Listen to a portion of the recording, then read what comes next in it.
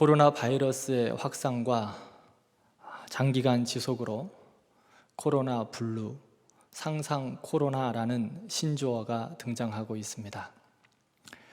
코로나 블루는 우울한 마음을 뜻하는 블루와 코로나가 합성된 단어입니다. 사람들이 자신도 언제 감염될지 모르는 막연한 두려움으로 불안한 마음을 가지고 있다는 것입니다. 상상 코로나는 몸이 조금만 불편해도 혹시 나도 코로나에 감염된 것은 아닌가 라는 생각을 하는 것을 말합니다. 우리의 상황과 형편을 그대로 반영하고 있는 신조어입니다. 코로나 바이러스를 극복하기 위해 온 국민이 부단히 애를 쓰고 있습니다. 직장인들은 재택근무로 사회적 거리를 두기를 하며 움츠리고 있습니다. 소상공인들은 썰렁한 상가를 버티지 못하고 문을 닫고 있습니다. 문화계는 많은 공연을 취소했습니다. 교회도 예외가 아닙니다. 함께 모여 영광스러운 예배를 하나님 앞에 올려드려야 하는데 온라인 생중계로 예배하며 은혜를 나누고 있습니다. 화면을 보여주십시오. 화면을 보는 것과 같이 학생들은 개학이 연기돼 학교도 가지 못하고 집에서 타의적 자가 격리 수준의 삶을 살고 있습니다. 주부들은 어떠십니까? 얼마 전 토비서의 주일학교 교역자께서 보여준 그림 일기가 있습니다. 그 내용은 방학이 길어지자 엄마들이 괴수로 변했다라는 이야기였습니다. 그래서 이런 코로나 방학 생활 규칙이 나온 것 같습니다. 주는 대로 먹는다. TV 끄라고 하면 당장 끈다. 사용한 물건 즉시 제자리. 한 번 말하면 바로 움직인다. 엄마에게 쓸데없이 말 걸지 않는다. 별표가 있습니다. 위 사항을 어기면 피가 코로나 올 것이다. 코로나 바이러스로 인해 사회, 경제, 교육, 문화 모든 곳에서 불안하고 우울한 시간을 보내고 있습니다. 염려가 가득하고 근심과 슬픔이 있습니다. 기쁨이 없습니다. 웃음을 잃어버렸습니다. 노래가 없습니다. 이스라엘은 기원전 586년에 바벨론에 패망하였습니다. 나라 잃은 백성의 서러움을 온몸으로 감당하며 70년 동안 바벨론에서 포로 생활을 하였습니다. 이스라엘은 폐허가 되어 잡초와 가시덤불이 가득하였고 성전은 무너져 돌무더기가 되었습니다. 이사야 61장 전체를 보면 그들의 비참한 형편은 황폐한 곳, 무너진 곳, 황폐한 성읍들, 그리고 기간을 나타내는 오랜 대대로라는 말로 황폐함이 오랜 동안 지속되었고 소망이 없었던 것을 볼 수 있습니다. 그들은 상처 입었습니다. 포로로 갇혀 있습니다. 그들의 삶은 슬픔이요, 근심이요, 아픔입니다. 모든 것이 잿빛입니다. 도저히 소망을 품을 수 없었던 바벨론 포로의 삶에서 이스라엘 백성은 이사야 선지자를 통해 하나님의 말씀을 듣게 됩니다. 이사야 선지자는 이스라엘에게 임하실 하나님의 구원을 선포하며 소망이 없이 슬퍼하는 그들에게 자유를 선포하고 즐거움과 기쁨으로 변할 것을 말씀하고 있습니다. 이것은 바벨론에서 해방되는 것이고 장차 오실 메시아를 통하여 성취될 예언의 말씀이었습니다. 어떻게 이 예언의 말씀이 이루어졌습니까? 1절 말씀을 보면 주 여호와의 영이 내게 내리셨으니 이는 여호와께서 내게 기름을 부으사 가난한 자에게 아름다운 소식을 전하게 하려 하심이라. 기름 부은 자, 곧 메시아를 통하여 이 예언의 말씀이 성취될 것을 예언하고 있습니다. 주 여호와의 영이 내게 내리셨다는 말은 여기서 나는 이사야 선지자이지만 실질적인 나는 바로 메시아입니다. 누가복음 4장을 보면 오늘 본문은 예수님께서 갈릴리 나사렛에서 하신 첫 번째 설교의 말씀입니다. 예수님께서는 회당에 가셔서 이사야의 말씀을 읽으시고 자신의 역할과 이것을 동일시 하셨습니다. 하나님의 영이 내게 임했다. 여호와께서 내게 기름을 부으셨다. 이렇게 말씀하셨습니다. 즉 예수님께서는 하나님의 기름을 부음을 받은 자 메시아다라고 말씀하시는 것입니다. 그리고 메시아의 사명과 사역을 선포하셨습니다. 아름다운 소식을 전해 주셨습니다. 예수님이 선포하신 아름다운 소식이 무엇입니까? 첫째, 우리에게 회복과 치유를 주십니다. 1절 하반절 말씀을 함께 읽겠습니다. 나를 보내사 마음이 상한 자를 고치며 포로된 자에게 자유를, 갇힌 자에게 노임을 선포하며. 아멘. 예수님은 죄로 인하여 신음하고 고통받는 자들을 구원하기 위하여 이 땅에 오셔서 친히 십자가를 지시고 죽으시고 3일 만에 부활하셨습니다. 우리의 구원을 이루셨습니다. 예수님의 대속으로 말미암아 죄의 종로로 타는 자들이 죄와 사망의 법에서 자유케 되었습니다. 예수님은 죄와 사망에 매여 종로른 한 자에게 자유를 주셨고 마귀의 권세 아래 눌린 자, 갇힌 자들을 구원해 주셨습니다. 또한 실제적으로 예수님께서 슬픔과 절망에 빠진 자들, 고통의 표현인 제 대신 화관을 주셨습니다. 슬픔 대신 기쁨의 기름을 부어 주셨습니다. 근심 대신 찬송의 옷을 주셨습니다. 고통과 절망에 있었던 백성들에게 기쁨과 찬송이 넘치게 되었습니다. 이것이 바로 예수님께서 선포하신 아름다운 소식입니다.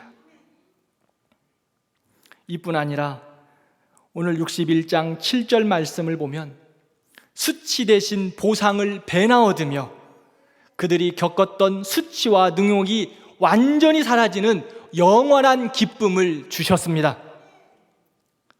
사랑하는 성도 여러분, 예수님은 하나님의 영으로 임하셔서 우리를 치유하시고 자유케 하시고 회복하십니다. 예수님이 오시면 마음이 상한 자를 고치고 포로되고 갇힌 자, 눌린 자를 자유케 하십니다. 예수님께서 사마리아 수가라는 동네에 가셨습니다. 예수님은 우물가에서 근심과 두려움에 사람들을 피하여 물을 깃고 있는 여인을 만나셨습니다. 그 여인의 삶은 실패의 연속이었고 절망의 삶이었습니다. 그녀는 사람들을 피했고 사람들도 그녀를 만나고 싶지 않았습니다. 그러나 예수님은 그 여인을 찾아오셨고 그녀에게 영생하도록 솟아나는 생수를 주셨습니다. 사마리아 여인은 예수님을 만나 절망과 고통, 두려움에서 벗어나 구원을 받았습니다. 죄 대신 화관을 쓰고 기쁨의 삶을 살게 되었습니다. 세리장이요 부자였던 삭개오를 기억하십니까? 높은 명예와 부유함으로 그의 삶은 그럴싸하게 보였습니다. 그러나 그의 마음은 무너졌고 상처투성이었습니다. 그는 민족의 반역자로 취급받았고 사람들에게 손가락질 받았습니다. 키도 작아 열등감이 아주 컸습니다. 이런 삭개오를 예수님께서 찾아와 만나주셨습니다. 그리고 그의 집에 가서 함께 먹고 먹고 지내셨습니다. 삭개오는 예수님을 만나 새 생명을 얻었습니다. 가진 것은 많았지만 늘 어둡고 힘들었던 인생, 예수님께서 그를 불러 만나주심으로 심령을 회복시켜 주셨고 절망과 고통을 바꾸어 찬송과 기쁨이 되게 하셨습니다. 요한복음 10장 10절 말씀을 함께 읽겠습니다. 내가 온 것은 양으로 생명을 얻게 하고 더 풍성히 얻게 하려는 것이라. 아멘. 예수님은 우리에게 생명을 주시기 위하여 오셨습니다. 우리에게 생명을 주시고 풍성히 얻게 하시기 위하여 우리에게 오셨습니다. 생명의 삶을 살게 하시기 위하여 가난한 자, 포로된 자, 갇힌 자들을 자유하게 하시고 병든 자들을 고치시고 새롭게 하셨습니다. 우리는 예수님으로 인하여 생명을 얻었고 풍성한 삶을 살게 되었습니다. 예수님께서 주신 회복과 치유는 우리의 삶의 일부를 조금 고쳐있는 정도가 아닙니다. 우리 삶의 전 영역을 회복시키시는 하나님의 은혜입니다. 예수님으로 인해 우리의 존재 방식이 본질적으로 변화되고 치유되고 회복되었습니다. 사랑하는 성도 여러분, 예수님은 죄로 인하여 깨어지고 세상 가운데 슬퍼하며 죄를 뒤집어 쓴 우리에게 친히 찾아오셔서 죄를 대신하여 기쁨의 기름을 부어주셨고 화관을 씌워 주셨습니다. 슬픔을 바꾸어 찬송의 옷을 입혀주셨고 근심이 변하여 기쁨을 우리에게 허락하여 주셨습니다. 예수님이 바꿔주시면 슬픔과 근심, 불안과 염려, 두려움과 고통은 단번에 그리고 영원히 사라질 것입니다. 둘째로, 예수님이 선포하신 아름다운 소식은 우리에게 존귀한 신분과 사명을 주십니다. 예수님은 고통과 슬픔 가운데 있는 백성들을 회복하시어 영화롭게 하시고 하나님을 섬기는 존귀한 신분과 사명을 허락해 주셨습니다. 첫 번째 존귀한 신분과 사명이 무엇입니까? 3절 하반절 말씀을 보면 하나님께서 심으신 의의 나무로 여호와의 영광을 나타낼 자라고 말씀하고 있습니다. 하나님께서 심으신 의의 나무, 하나님의 영광을 나타낼 자가 바로 우리의 신분이며 우리의 사명입니다. 의의 나무는 사람들이 심어 놓은 것이 아니라 하나님께서 택하셔서 하나님이 심으셨습니다. 시편 1편에 시냇가에 심은 나무는 시절을 따라 과실을 맺고 마르지 않는 풍성한 열매를 맺는다고 말씀합니다. 이처럼 의의 나무는 하나님이 공급하시는 은혜와 힘과 능력으로 살아가기에 하나님의 풍성함으로 하나님의 영광이 드러납니다. 의의 나무가 어떻게 하나님의 영광을 나타냈겠습니까?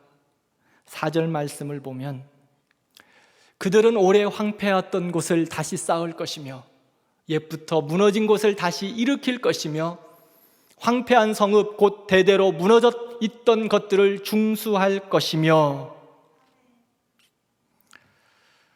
오래 황폐하였다, 옛부터 무너졌다, 다시 일으킬 수 없는 황폐한 성읍이 되었다, 곧 대대로 무너져 있는 것들이다 라는 것을 말하는 것을 보면 그곳은 완전히 소생 불가하다, 완전히 폐허가 되었다라는 말입니다. 그런데 하나님이 심으신 의의 나무가 하나님이 공급하시는 은혜의 생수로 오래 황폐한 곳들을 다시 쌓고 옛부터 무너진 것들을 다시 일으키고 대대로 무너진 황폐한 성읍들을 다시 중수할 것이라고 말씀합니다. 시편 58편 11절에서 12절 말씀을 함께 읽겠습니다. 제가 읽어드리겠습니다. 함께 읽겠습니다. 여호와가 너를 항상 인도하여 메마른 곳에서도 내 영혼을 만족하게 하며 내 뼈를 견고하게 하리니 너는 물된 동산 같겠고 물이 끊어지지 아니하는 샘 같을 것이라. 내게서 날 자들이 오래 황폐된 것들을 다시 세울 것이며 너는 역대에 파괴된 기초를 쌓으리니 너를 일컬어 무너진 데를 보수하는 자라.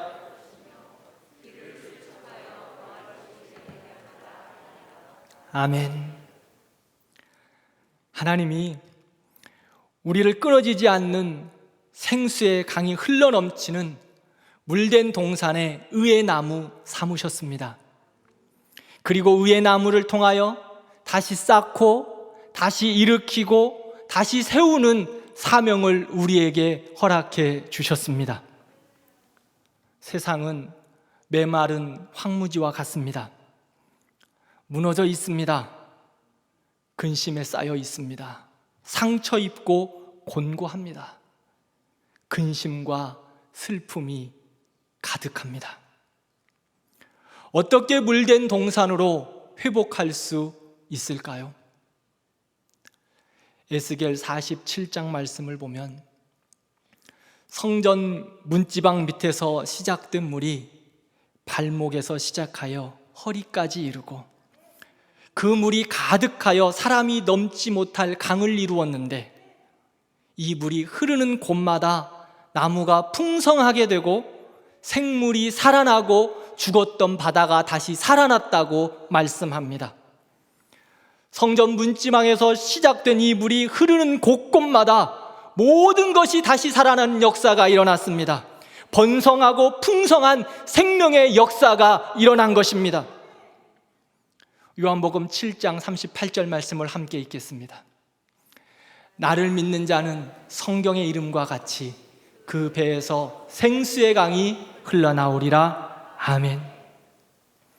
생명이신 예수님께로부터 흐르는 생수의 강이 이루고 이 생수의 강이 흘러 곳곳마다 무너진 곳을 다시 쌓을 것이라고 말씀합니다.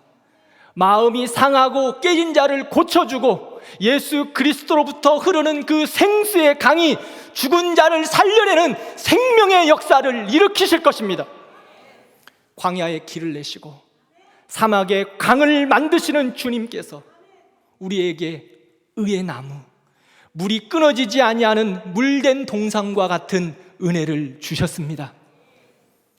그러므로 우리를 통하여 무너지고 깨어지고 상처난 곳이 다시 회복되며 죽었던 자들이 다시 일어나는, 다시 살아나는 생명의 역사가 있어서 하나님의 영광이 나타나기를 원합니다. 두 번째 존귀한 신분과 사명이 무엇입니까? 오늘 이사야 61장 6절 말씀을 함께 읽겠습니다. 오직 너희는 여호와의 제사장이라 일컬음을 받을 것이라. 사람들이 너희를 우리 하나님의 봉사자라 할 것이며 너희가 이방 나라들의 재물을 먹으며 그들의 영광을 얻어 자랑할 것이니라. 아멘. 우리가 받은 신분이 무엇입니까? 여호와의 제사장, 하나님의 봉사자입니다. 예수님으로 말미암아 거룩하고 존귀한 신분과 사명을 우리에게 주셨습니다. 여호와의 제사장, 하나님의 봉사자. 베드로전서 2장 9절 말씀을 보겠습니다. 너희는 택하신 족속이요 왕같은 제사장들이요 거룩한 나라요 그의 소유된 백성이니 이는 너희를 어두운 데서 불러내어 그의 기이한 빛에 들어가게 하신 이의 아름다운 덕을 선포하게 하려 하심이라. 아멘.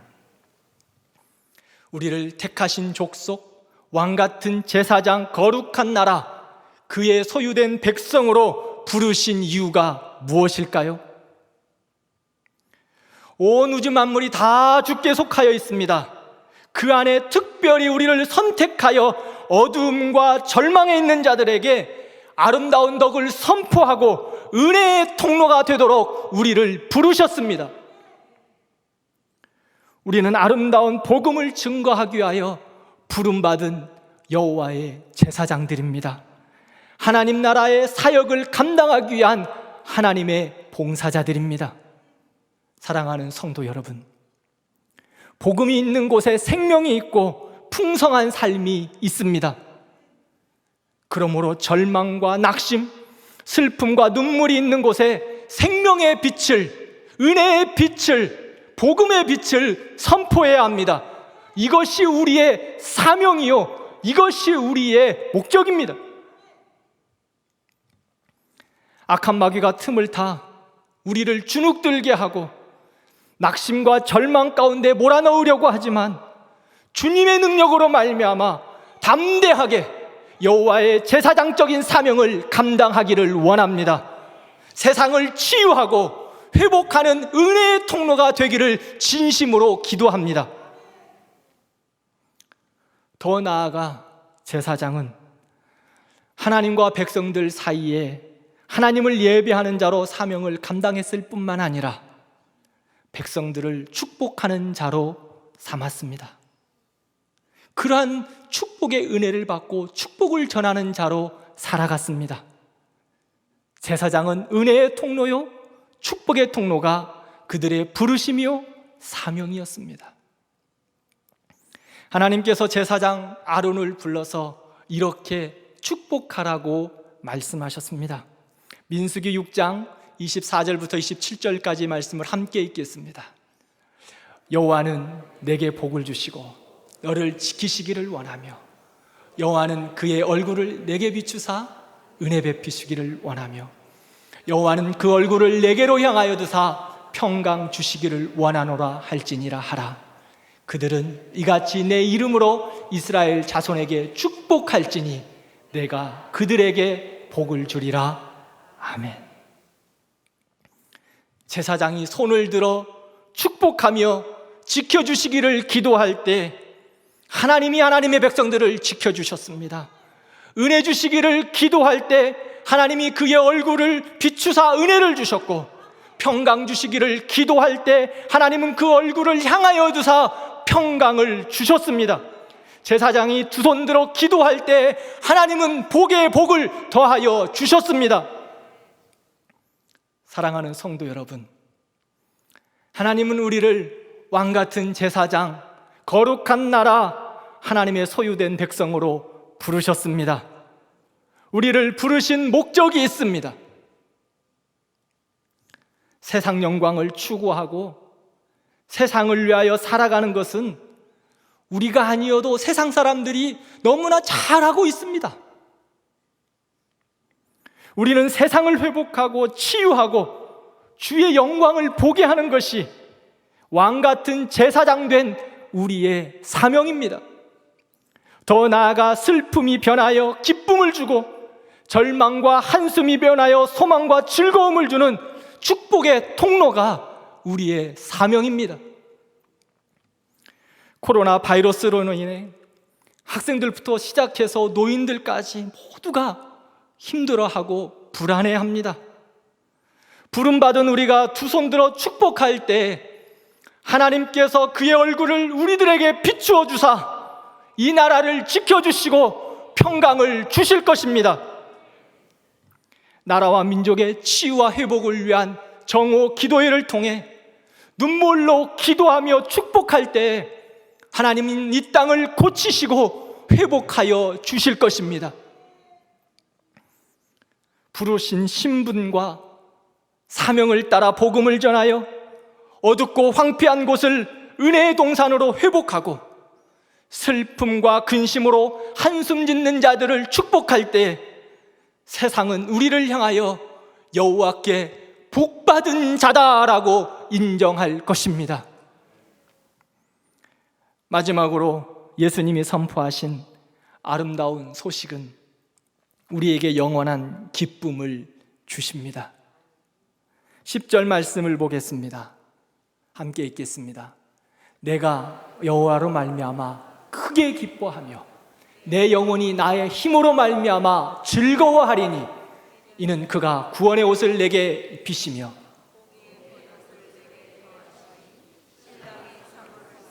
신부가 자기 보석으로 단장함 갚게 하셨습니다. 아멘.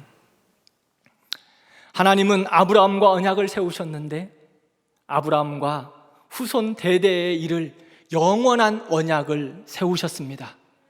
그리고 내가 너의 하나님이 되겠다, 내가 너희의 영원한 기업이 되겠다고 약속해 주셨습니다. 우리는 하나님의 영원한 언약의 약속을 따라 하나님의 언약 백성 되었고 하나님의 영원한 기업이 되었습니다. 여호와께 복받은 자손이 되었습니다. 할렐루야. 그러므로 여호와로 말미암아 크게 기뻐할 수 있습니다. 여호와로 말미암아 그 구원의 하나님으로 말미암아 즐거워할 수 있습니다. 이것이 우리의 힘입니다. 이것이 우리에게 주신 아름다운 소식입니다. 하나님은 자격 없는 우리를 구원하셨습니다. 영원한 언약 가운데 우리를 친백성 삼으시고 여호와께 복받은 자손이다, 여호와께 복받은 자녀다라고 우리를 인정해 주셨습니다. 우리는 아무것도 아닌 땅과 같은 존재라고 오늘 61장에는 말하고 있습니다. 그러나 하나님께서 땅이 싹을 내며 열매를 맺게 하신 것처럼 우리에게 구원의 옷을 입혀주셨고 영원한 기쁨을 주셨다고 말씀합니다. 세상은 어둡습니다. 슬픔과 고통의 연속으로 기쁨을 잃어버렸습니다. 이게 바로 세상의 특징입니다.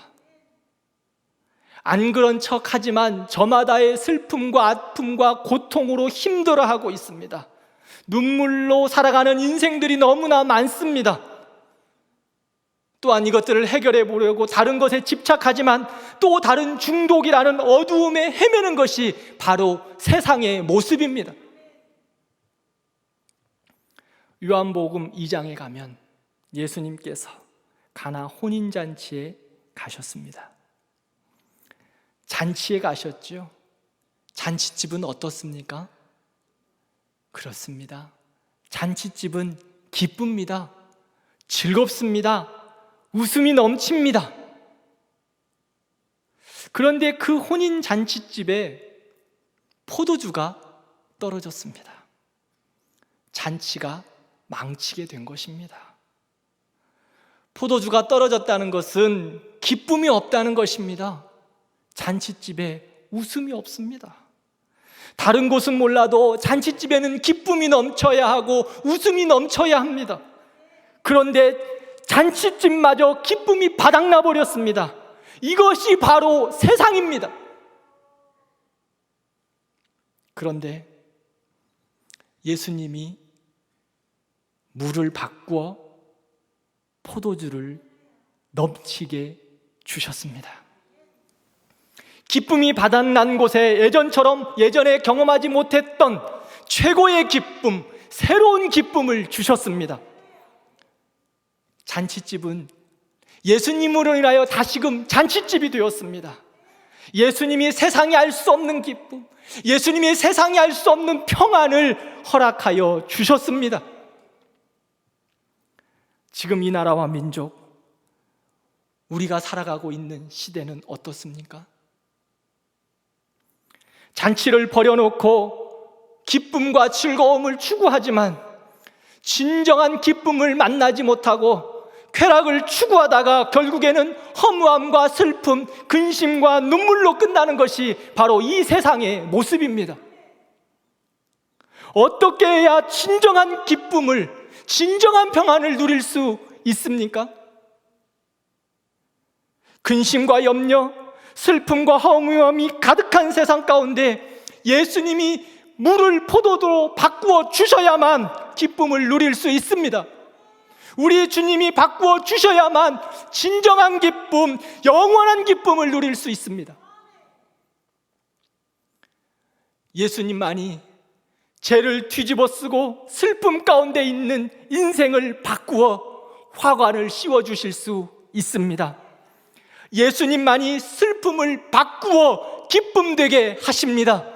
예수님만이 근심을 바꾸어 찬송의 옷을 허락하여 주십니다. 마태복음 11장 28절 말씀을 함께 읽겠습니다. 수고하고 무거운 짐진 자들아, 다 내게로 오라. 내가 너희를 쉬게 하리라. 아멘. 죄로 신음하고 인생의 무거운 짐을 지고 고통하고 수고하는 자들이 예수님을 만나야 참 안식이 있습니다.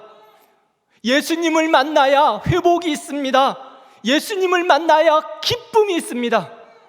두려움과 아픔과 불안 가운데 있는 이 세상이 예수님을 만나야 진정한 회복과 치유를 경험할 수 있습니다. 말씀을 맺겠습니다. 예수님께서 나사렛 회당에서 오늘 본문의 말씀을 찾아 읽으시고 이렇게 말씀하셨습니다. 이 글이 오늘 너희 귀에 응하였느니라. 이 글이 오늘 너희 귀에 응하였느니라. 이 말씀이 무슨 의미입니까? 내가 이 모든 성경 말씀의 주인이며 나를 통해 다 완성되었다, 성취되었다라고 선포하시는 것입니다. 내가 메시아이며 모든 것이 나를 통하여 완성되었다라고 주님은 선포하셨습니다. 사랑하는 성도 여러분, 우리도 다른 것 이야기할 것 없습니다. 예수님이 다 이루셨습니다. 예수님이 치유하시고 예수님이 회복하십니다. 구원의 진리를 선포하고 세상을 축복하면 됩니다. 왜냐하면 예수님이 다 이루셨기 때문입니다. 예수님께서 슬픔의 죄를 뒤집어 쓴 모든 것을 바꾸어 화관을 씌워 주실 것입니다. 슬픔을 바꾸어 기쁨의 기름이 흘러 넘치도록 하여 주실 것입니다. 근심을 바꾸어 세상이 알 수 없는 은혜를 주시고 기쁨을 주시고 찬송의 옷을 입혀 주실 것입니다. 세상은 황폐합니다. 무너졌습니다. 상처와 아픔으로 곳곳마다 아우성치고 있습니다. 사람들의 마음은 깨어졌고 눌리고 갇혀 있습니다. 기쁨을 잃어버렸습니다. 이것이 죄로 관영한 세상의 본질인데 코로나 바이러스로 인해 더욱 힘들어하고 더욱 확대되었습니다. 이런 세상 가운데 소망이 어디 있습니까? 이런 세상 가운데 희망이 무엇입니까? 온 세상 만물의 주관자 되시는 전능하신 예수 그리스도만이 우리의 유일한 소망이십니다. 예수님만이 황폐한 이 땅을 치유하고 회복하실 수 있는 유일한 하나님이십니다. 예수님만이 상처나고 무너지고 깨어진 심령들을 회복하실 유일한 우리의 주님이십니다. 길과 진리요 생명이신 예수 그리스도만이 우리의 유일한 소망이십니다. 예수님이 이 땅을 치유하고 회복해 주셔서 우리에게 참 기쁨과 평안을 주시기를 기도합니다. 기도하겠습니다. 우리의 구원자 되시는 주님, 어둡고 냉랭한 이 땅, 상처와 슬픔에 가득한 우리를 찾아오셔서 구원해 주시고 하나님의 친백성 삼아 주셔서 감사합니다. 우리에게 영원한 기업을 주시고 천국 소망 가운데서 하나님의 영광을 나타내며 하늘의 기쁨으로 살아갈 능력을 주심도 감사합니다. 주님, 이 땅은 근심과 슬픔으로 가득하여 기쁨을 누리지 못하고 절망과 고통 가운데 있습니다. 불쌍히 여겨 주시고 주의 긍휼을 베풀어 주옵소서. 이 땅을 치유하고 회복하며 우리를 여호와의 제사장, 하나님의 봉사자로 부르셨기에 근심과 절망으로 가득한 세상을 향하여 은혜의 통로, 축복의 통로가 되게 하옵소서. 예수님만이 유일한 소망이며 회복임을 선포하고 세상을 축복하게 하여 주옵소서. 회복의 주님, 어두운 시대에 절망과 근심에 눌려 있는 것이 아니라 슬픔을 바꾸어 기쁨의 기름을 주시고 근심을 바꾸어 찬송의 옷을 입혀주신 주님을 찬양하며 승리하게 하옵소서. 예수 그리스도의 이름으로 기도하옵나이다. 아멘.